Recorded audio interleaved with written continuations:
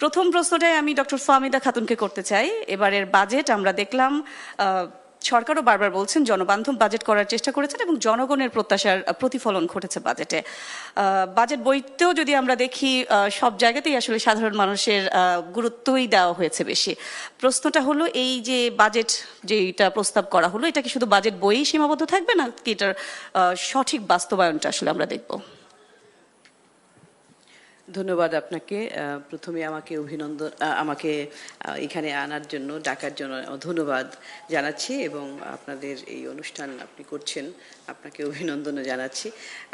এবং সেই সাথে আমি আরেকটা বিষয় দিয়ে শুরু করতে চাচ্ছি, যেহেতু এই সরকারের এই প্রথম বাজেট এবং আমাদের মাননীয় অর্থমন্ত্রী প্রথমবারের মতো বাজেটটা প্রণয়ন করেছেন এবং জাতীয় সংসদে উপস্থাপন করেছেন, তাকেও অভিনন্দন জানাতে হয় আন্তরিকভাবে এবং তার টিমকে। এবং আরও বেশি করে যে এমন একটা সময়ে বাজেটটা প্রণীত হয়েছে, আমরা সবাই জানি যে অর্থনীতি কী ধরনের একটা চ্যালেঞ্জের মুখে রয়েছে। বিভিন্ন যে সূচকের অবনমন এবং যার ফলে অর্থনৈতিক স্থিতিশীলতাটা একটা দুর্বলতম আমাদের বেশ কয়েক বছর মধ্যে দুর্বলতম অবস্থায় রয়েছে। শুধুমাত্র প্রবৃদ্ধি না, উচ্চ মূল্যস্ফীতি, বিনিয়োগে স্থবিরতা, জ্বালানি সংকট, ব্যাংকিং খাতের দুর্বলতা, এমনকি রপ্তানি বৃদ্ধিতেও এক ধরনের আমরা দেখছি যে ফ্লাকচুয়েশন হচ্ছে, অনেক একটা রোবাস্ট গ্রোথ যেটা ছিল সেটাও এখন নাই। তো সেই প্রেক্ষিতে কিন্তু দরিদ্র জনগণের সংখ্যাও বেড়ে গেছে। যারা দারিদ্র সীমার উপরে উঠেছিল তারা কিন্তু ইতিমধ্যেই নেমে গিয়েছে, এত উচ্চ মূল্যস্ফীতি প্রায় 4 বছর ধরে। তো সুতরাং এখানে অনেকগুলো প্রাধিকারের বিষয় আছে। তো সরকারকে একদিকে এই যে দরিদ্র জনগোষ্ঠী তাদেরকে স্বস্তি দেওয়া এবং অন্যদিকে কর্মসংস্থান সৃষ্টি করা, এবং সেটা করতে হলে আপনাকে বিনিয়োগে প্রাণ চাঞ্চল্য আনতে হবে। তো এই যে প্রাধিকারের বিষয়গুলাই কিন্তু সরকারকে এই বাজেটের মধ্যে আনার চেষ্টা করতে হয়েছে। এবং আরেকটা বিষয় সেটা দেখতে যে সরকার যে বাজেটের যে একটা মূল দর্শন তারা উপস্থাপন করেছেন, যে গণতান্ত্রিক, মানবিক এবং অন্তর্ভুক্তিমূলক অর্থনীতির যে অভিযাত্রা, সেই অভিযাত্রার কিন্তু অনেক ধরনের আপনার অনেক পথ আর কি, পথের মধ্যে অনেক কাটা যদি বলি সেইভাবে সেটা। তো সেখানে আমরা যদি দেখি যে প্রথমেই বাজেটটার যে সামষ্টিক অর্থনৈতিক যে কাঠামো কিংবা বাজেটের ফিসকাল কাঠামো, আর্থিক কাঠামো, এই দুটা দিয়েই আমরা সাধারণত অর্থনীতিবিদরা এটাই আলোচনার শুরুতে আনতে চাই। তো মূল বিষয়টা যেটা আলোচনায় এসেছে, গণমাধ্যমে বারবার এসেছে, যে একটা হচ্ছে যে অর্থনীতির যে প্রবৃদ্ধি সেটা তারা কিভাবে দেখছে, কিংবা মূল্যস্ফীতি যেটা সবচেয়ে গুরুত্বপূর্ণ।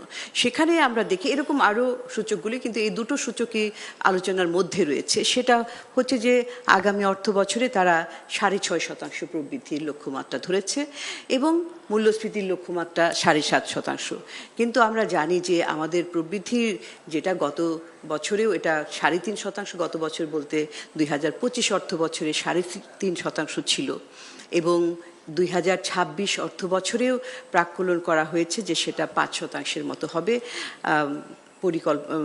অর্থ মন্ত্রণালয় বলেছে 5% হবে, এবং অন্যদিকে আবার বিবিএস কিন্তু 4.1%। অর্থাৎ এখানে একটা নিম্নমাত্রার প্রবৃদ্ধি। সেই প্রেক্ষিতে 6.5% যেতে হলে যেই ধরনের বিনিয়োগ দরকার, যেই ধরনের কর্মচাঞ্চল্য দরকার, সেটা আবার দেখি না। বিনিয়োগের ক্ষেত্রে আমি আশ্চর্যজনকভাবে একটু দেখলাম এটা কেমন প্রাক্কলন। সেটা হচ্ছে যে এমনিতেই আমাদের ব্যক্তি খাতের বিনিয়োগ কম, কিন্তু এই প্রাক্কলনটা আবার দেখানো হচ্ছে যে আগামী অর্থ বছরে এটা 21% মতো হবে। দেখেন, আমাদের আগে বেশ কয়েক বছর কিন্তু জিডিপির 23-24% মতো ছিল। আমরা বলছি যে এটা একটা স্থবির অবস্থায় রয়েছে এবং এটা অনেক কম। আমাদের মতো একটা উদীয়মান দেশে অগ্রগতি করতে হলে আমাদের 30% যেতে হবে বিনিয়োগে। এখানে 21% এবং 25 অর্থ বছরে এটা 22% হয়েছিল, যেটা আমরা বলেছি যে এটা কমে যাচ্ছে। তো এটা আবার আমি এই আরো কম দেখাচ্ছি, অর্থাৎ আবার অন্যদিকে জিডিপি প্রবৃদ্ধি দেখাচ্ছি। তো ওই কম বিনিয়োগ দিয়ে যদিও সরকারি বিনিয়োগটা বাড়ানোর এখানে প্রাক্কলনটা বেশি করা হয়েছে, কিন্তু সরকারি বিনিয়োগ তো অর্থনীতির চালিকা শক্তি না। তো ব্যক্তি খাতের বিনিয়োগ এত কম দিয়ে আমি কিভাবে প্রবৃদ্ধিটা করব। দ্বিতীয়টা বলি, আমি শেষ করছি, যে মূল্যস্ফীতি, যেটা নিয়ে খুব আলোচনা হয়, মূল্যস্ফীতির 7.5% এখন, এবং এই যে সরকারের বাজেট বক্তৃতার পাশে কিন্তু এই যে মধ্যমেয়াদী একটা কাঠামো, সামষ্টিক অর্থনীতির কাঠামো, একটা ডকুমেন্ট থাকে, সেখানে ওই প্রাক্কলনগুলাই বাজেটে নেওয়া হয়। তো মূল্যস্ফীতি 7.5%, কিন্তু এবং ওখানে আবার 2026-এ তারা সংশোধন করে বলেছে 7%, মানে এই যে চলমান অর্থ বছরে 7% মূল্যস্ফীতি। কিন্তু আমরা তো এই মে মাসেই ছিল পয়েন্ট টু পয়েন্ট বেসিসে 9.4, আর যদি আমি মুভিং অ্যাভারেজে এই প্রথম 11 মাসের দেখি, তো ওটা 8%-এর উপরে। তো সেখান থেকে আবার যদি আমি এই 7.5% যেতে চাই, মানে 7 থেকে 7.5% একটু বৃদ্ধি পেয়েছে, তো সেইটা করতে হলে কেমন ধরনের বাজেটটা আবার দেখছি যে সম্প্রসারণমূলক, ইন দ্য সেন্স যে বাজেটে তো আপনি বলেছেন যে অনেক আকাঙ্ক্ষার বাজেট, বড় বাজেটের কথা বলা হচ্ছে।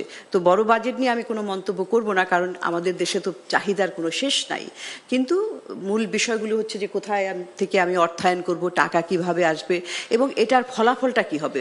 তো টাকা যখন বাজারে আসে, মূল্যস্ফীতি তো হবেই।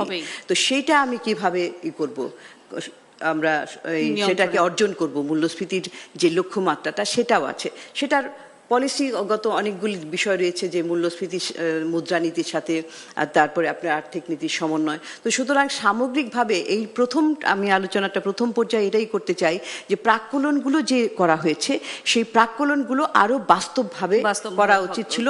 বাস্তবতার সাথে এই প্রাক্কলনের যে আকাঙ্ক্ষাটা, এটা কিন্তু একটা সাংঘর্ষিক অবস্থায় রয়েছে।